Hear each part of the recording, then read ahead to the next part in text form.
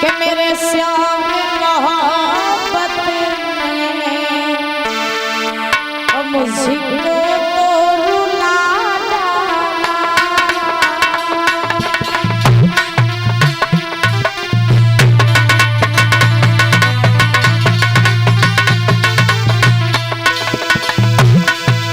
ओ मेरे श्याम मोहब्बत ने मुझको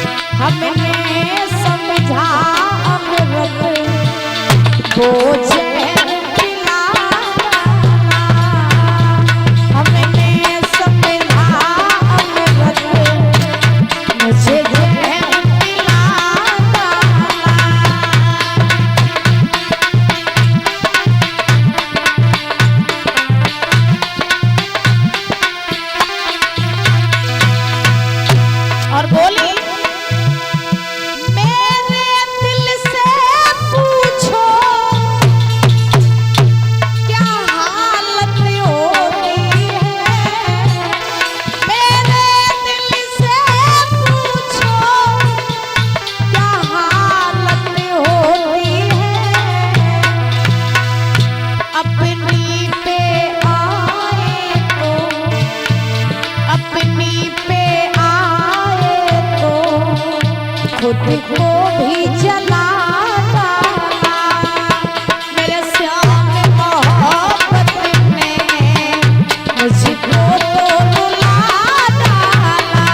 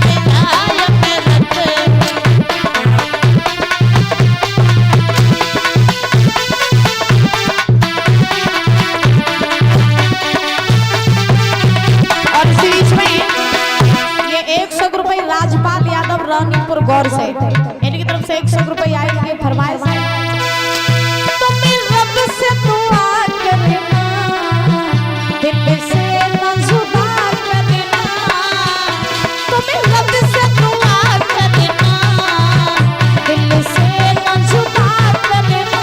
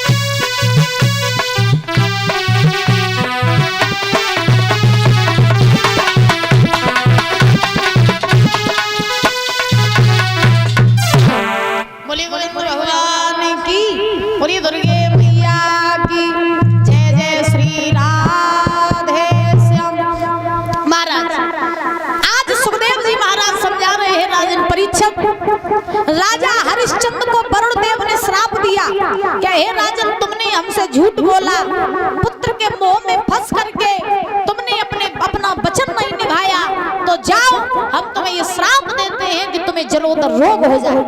तो जब श्राप दिया उसी समय ये महाराज हरिश्चंद्र जो थे पछाड़ खा करके गिर पड़े। देखो भैया साफ सीधी बात, फरमाइश बोले तो 100 रुपये आते हैं। बोलिए गोविंद भगवान की। ये 50 रुपये अंकुल यादव, इनकी तरफ से आए, बहुत बहुत धन्यवाद। भगवान से कामना करेंगे सुख शांति प्रदान होती है, धन के भंडार भरे रहे। आज देखो नाइट प्रोग्राम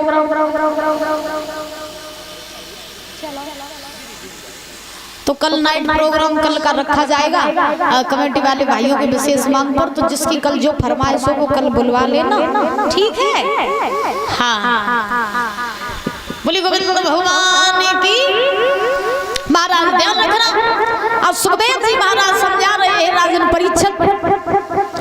हरिश्चंद्र जो थे ने महाराज जलोदर रोग हो गया तो ये पछाड़ खा करके गिर पड़े, बीमार हो गए। कुछ लोगों ने महाराज रोहितास से कहा जा करके कि तुम यहाँ जंगल में घूम रहे हो, तुम्हारे पिताजी बहुत बीमार हैं, उन्हें जाओ उन्हें बचा लो जा करके। तो ये रोहितास जो है महाराज हरिश्चंद्र के पास में आए और हरिश्चंद्र के पास में आकर के रोहितास ने अपने पिता हरिश्चंद्र से पूछा, बाबा आप क्यों बीमार हो गए, आपको क्या हुआ?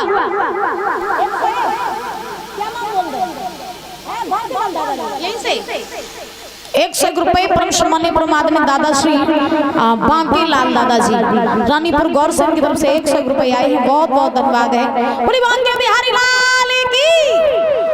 महाराज आज ध्यान रखना, जैसे ही हरिश्चंद्र के पास में आए रोहितास, तो रोहितास ने कहा बाबा आपकी दशा कैसे हो गई?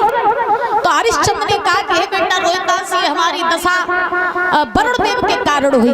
रोहितास बोले कैसे? हरिश्चंद्र ने कहा बेटा मुझे वरुण देव ने श्राप दिया है कि हमें जलोदर रोग हो जाए। तो रोहितास ने कहा कि पिताजी ये आपका रोग ठीक कैसे होगा?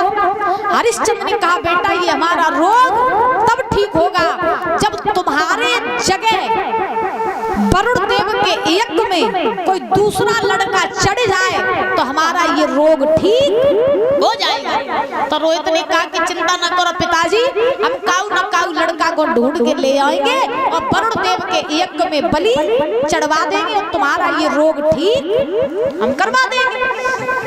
तो इन रोहितास ने क्या किया कि अपने साथ बहुत सारा धन ले लिया, बहुत सारी गायों को ले लिया और लेकर के परीक्षित जी आज रोहतास नगर नगर में जाने लगे, घर घर जाने लगे और कहने लगे कि कोई ऐसा व्यक्ति हो जो मुझे अपना एक बालक बेच दे, उसके बदले में वो हमसे खूब सारा धन ले ले। ये रोहित आवाज लगाने लगे।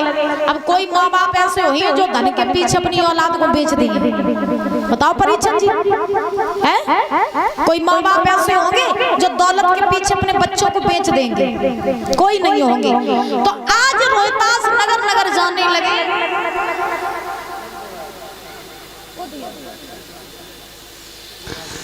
और ये अनूप यादव नंगला प्रेमी प्रेमपाल के बहनोई साहब ये आए हुए हैं। ये 100 रुपए देकर के हमें सम्मानित कर रहे हैं। 100 रुपए भंडारे में दान कर रहे हैं। सभी कलश वाली बहनों को टिफिन देकर सम्मानित कर रहे हैं। अगर टिफिन मिलो नहीं हो ये तुम लोगों को है, एक एक करके निकल आओ, साइड से खड़ी हो जाओ आई के। हाँ आ जाओ, लड़ुआ लड़ुआ घरे ले जाइयो, टिफिन टिफिन मंच में दाद दियो। आओ आ जाओ आ जाओ, निकले बोली बात के बिहारी लाल की। आज रोहतास जो है गांव गांव जाने लगे, नगर नगर जाने लगे और महाराज चिल्लाने लगे कि हमें कोई अपना एक लड़का बेच दे, बदले में हमसे खूब सारा धन ले ले। अब तब तक महाराज कोई ऐसे माँ बाप नहीं मिले जो धन के पीछे अपने बच्चे को बेच दे। तब तक क्या हुआ परीक्षित जी महाराज कि विश्वामित्र रोहतास के पास में आए। विश्वामित्र ने रोहतास से कहा, ये बताओ बेटा, इतना सारा धन लेकर के तुम बच्चे की खोज में क्यों घूम रहे हो? तुम लड़के को क्यों खरीदना चाहते हो? तो रोहतास ने कहा, बाबा जी इसलिए कि हम वरुण देव का यज्ञ करेंगे और यज्ञ में उस बच्चे की बलि चढ़ाएंगे और जब बलि चढ़ाएंगे तब मेरे पिता हरिश्चंद्र का रोग ठीक होगा। तो हम बलि चढ़ाने के लिए एक लड़के की खोज में घूम रहे हैं, लेकिन बाबा कोई ऐसे माँ बाप नहीं है जो अपना एक लड़का हमें बेच दें। तो विश्वामित्र ने कहा, मेरे रिश्ते में बहनोई साहब हैं जिनका नाम है अजीत गर्ग, तो तुम अजीत गर्ग के पास जाओ। उनके घर में 3 लड़के हैं, 3, उनके ऊपर गरीबी बहुत है। हमें मालूम है कि तुम उन्हें धन दे देना तो वो तुम्हें अपना एक लड़का बेच देंगे। तो रोहतास ये अजीत गर्ग ब्राह्मण के पास में पहुंचे और वहां पहुंच करके जवाब दिया, आजा निकल आओ भैया, फटाफट आ जाओ, लाइन लगा के खड़ी हो जा छोटे बड़े के हिसाब से। स्कूल में कैसे होती करती थी ठाड़ी, छोटे बड़े के हिसाब से। तो महाराज सुखदेव जी समझा रहे हैं राजन परीक्षित। रोहतास ने अजीत गर्ग ब्राह्मण से कहा कि आप अपना एक बच्चा हमें बेच दो, उसके बदले आप हमसे बहुत सारा धन ले लो। अजीत गर्ग ने अपने 3 लड़कों को बुलाया और बुला करके कहा कि ये 3 लड़के रोहतास हमारे खड़े हैं, इन 3 में से जो तुम्हारे साथ जाने को तैयार हो जाए उसे अपने साथ ले जाओ।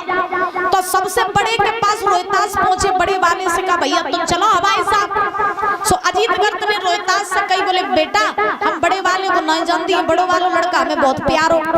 तो रोहतास ने कही, ठीक कोई बात नहीं। रोहतास छोटे वाले के पास पहुंचे, बोले भैया तुम चलो। छोटे वाले के पास में मैया आई, सो बने अपने कलेजे से लगा लो, बन गई रोहतास हम अपने छोटे वाले बच्चा को कौन नहीं जानती, जुमो बहुत प्यार हो, जाके बिना हम नहीं रह पाए। सो परीक्षित जी महाराज अब बड़े वाले को पिताजी ने कलेजे से लगाए लो, छोटे वाले को माँ ने कलेजे से लगाए लो, बीच को लड़का बचो जिसको नाम रहे सुनासेस। क्या नाम रहे? सुनासेस। अच्छा एक बात और बताएं कि घर में अगर 3 संतानें हैं तो बड़ी वाली संतान बाप को प्यारी हो और छोटी वाली संतान माँ को प्यारी हो और बीच की प्रभु को प्यारी हो। हाँ, बीच की जो संतान हो तो वो बेचारी बीच में अटकी रात है। तो अब उस बीच का बालक रहे जिसका नाम रहे सुनासेस। सो सुनासेस ने रोहतास से कही, भैया हम आपके साथ चलने के लिए तैयार है। तो रोहित ने महाराज बहुत सारा धन अजीत गर्ग ब्राह्मण को दिया, सुनासेस को साथ लेकर के अवध में आए। वरुण देव को बुलाया, विश्वामित्र को बुलाया, यज्ञ की तैयारियां करवाई। सुनासेस हाँ बैठ जा मिलियो टिफन और सब मिलियो देख लियो संग सहेली ना कोई रही हो में कोई नहीं रही घर पे तुम लोग ले लियो सब घर दे दियो जाओ सो नहीं सब बेईमानी कर लियो हैं लड़ुआ है देख लियो ऐसे करके देख लियो हैं ठीक अबे धारे रहियो ना भाई खान लगो हाँ ना नाश्ता पानी करते जाओ कथाऊ सुनती जाओ कोई दिक्कत नहीं आज से व्यवस्था तो वही चालू हुई वजीफा की रोज वजीफा मिलो करे या तुम्हें बोली बोल के प्यारे लाल की बोली दुर्गे मैया की महाराज सुना शेष जैसे बलि के लिए आया तो हरिश्चंद्र ने परिचय की सुना शेष को जैसे बलि के लिए खड़ा किया तो हरिश्चंद्र ने सुना शेष से कहा क्यों नहीं लड़के ये बता तुझे डर नहीं लग रहा है तू बलि पर चढ़ने वाला है तू मरने वाला है सुना शेष ने कहा हे राजन हमें डर नहीं लग रहा है हरिश्चंद्र ने कहा क्यों सुना शेष ने कहा इसलिए कि हमारा तो ये परम सौभाग्य है कि हम अपने माँ बाप के लिए बलि पर चढ़े जा रहे हैं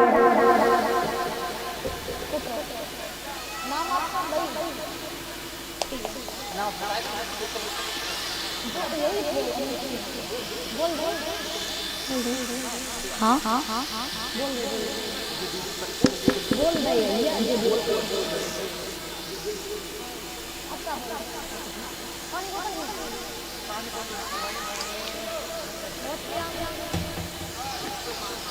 महाराज आज सुना शेष ने हरिश्चंद्र से कहा राजन हमें डर नहीं लग रहा है हरिश्चंद्र ने कहा क्यों नहीं लग रहा सुना शेष ने कहा कि राजन हमें डर इसलिए नहीं लग रहा है कि हमारा तो ये परम सौभाग्य है कि हम अपने माँ बाप के लिए बलि पर चढ़े जा रहे हैं आप हमें बलि पर चढ़ा दो अरे हमारे बदले हमारे माँ बाप को धन मिला कम से कम उनकी गरीबी तो दूर हो गई आप मुझे बलि पर चढ़ाओ तो जैसे ही महाराज हरिश्चंद्र ने सुना शेष के केस पकड़े और दादा एक हाथ से तलवार पकड़ी और मारने के लिए जैसे तत्पर हुए तो सुना शेष की आंखों में से आंसू निकल पड़े जब सुना शेष की आंखों में से आंसू निकले तो उसी समय महाराज हरिश्चंद्र ने सुना शेष को रोते हुए देखा प्रश्न कर दिया हरिश्चंद्र ने बेटा अभी तू कह रहा था कि तुझे मौत से डर नहीं लग रहा अब तू रो क्यों रहा है तो सुना शेष ने अंतिम समय में एक बात कही राजन आज मुझे पता चल गया है कि दुनिया में सबका सबको ही होता है लेकिन गरीबों का न कोई सहारा होता है न कोई साथी होता है आज सुना शेष ने रोए के एक बात कही राजन अगर आज मेरे ऊपर गरीबी न होती तो मेरो बाप हमें बेच तो न रोए की एक बात कही है दादा कि दुनिया में गरीबों का और सम्मान नहीं होता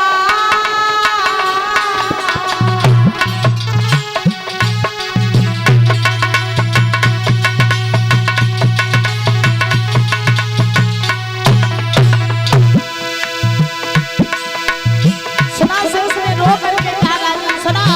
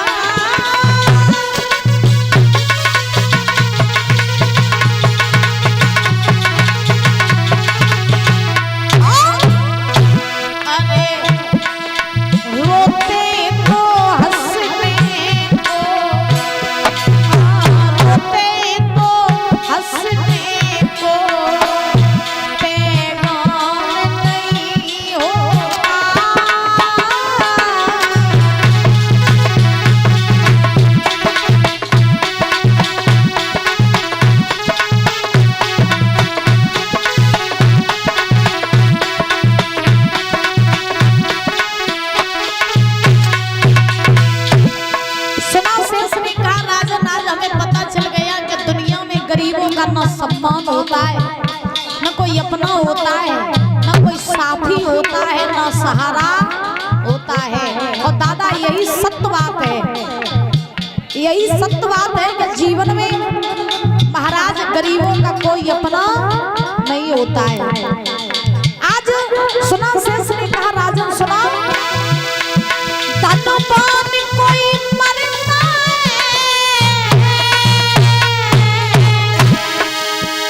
तो सोर होता।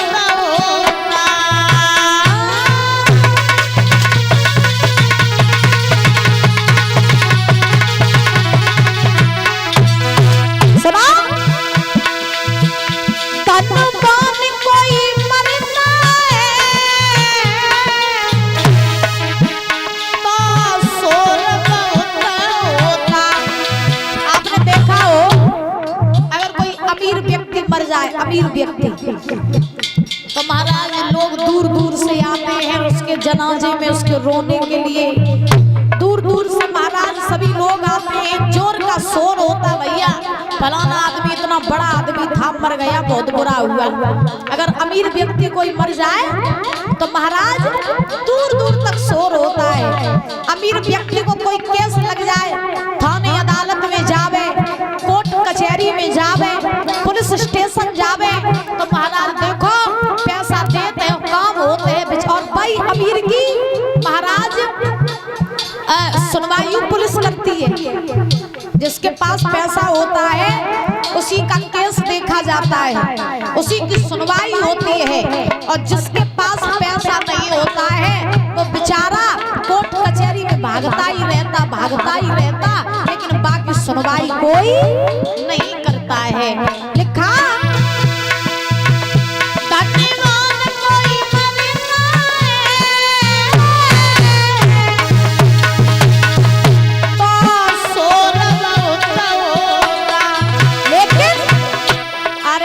धन का जना